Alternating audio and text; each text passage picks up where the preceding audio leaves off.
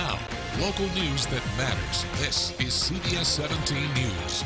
Tonight, the leading Republican U.S. Senate candidates had the chance to make their case to voters right here on CBS 17. Good evening. I'm Angela Taylor. And I'm Maggie Newland. Former Governor Pat McCrory and former Congressman Mark Walker took that opportunity, but they spent a lot of time going after Congressman Ted Budd, who didn't show up. Our Capitol reporter Michael Hyland is live with the highlights from tonight. Michael. From inflation to the war in Ukraine, we heard a lot from McCrory and Walker about how they would address those issues, but one person not in the room loomed large over the debate tonight. You'll hear from Pat McCrory and Mark Walker. Two of the leading Republicans in the race for North Carolina's open U.S. Senate seat debated pressing issues Tuesday. These are two ways former Congressman Mark Walker said the country needs to tackle inflation. We need to become more energy independent.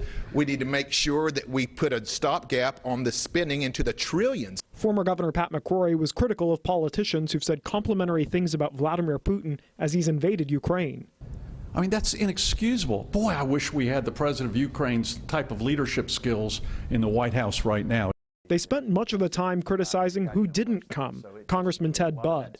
Polling has shown Budd is leading in the race, and he's declined to attend every debate. If Ted Budd had enough time to do that interview, why in the hell didn't he have enough time to come to this debate and the three other debates? It's an insult to the people of North Carolina. It's an insult to all of us. Do you believe this seat is earned, or do you feel entitled to it? Mr. Budd feels entitled. That's why he doesn't feel like that he needs to show up. The group Club for Growth is spending millions on ads promoting Budd and attacking his rivals. He also has the backing of former President Donald Trump, who remains popular among Republicans. Here's what McCrory and Walker had to say when asked if they would support Trump if he ran for president again in 2024. Having worked with Ron DeSantis for 4 years, his background as a naval JAG officer. I would have a bias toward former or current governors from Florida or New Jersey or South Carolina. At the end, both said they could support legalizing medical marijuana in limited ways and with strict controls, but not recreational marijuana.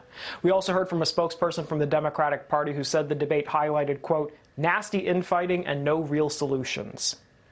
Live in Raleigh, Michael Hyland, CBS 17 News.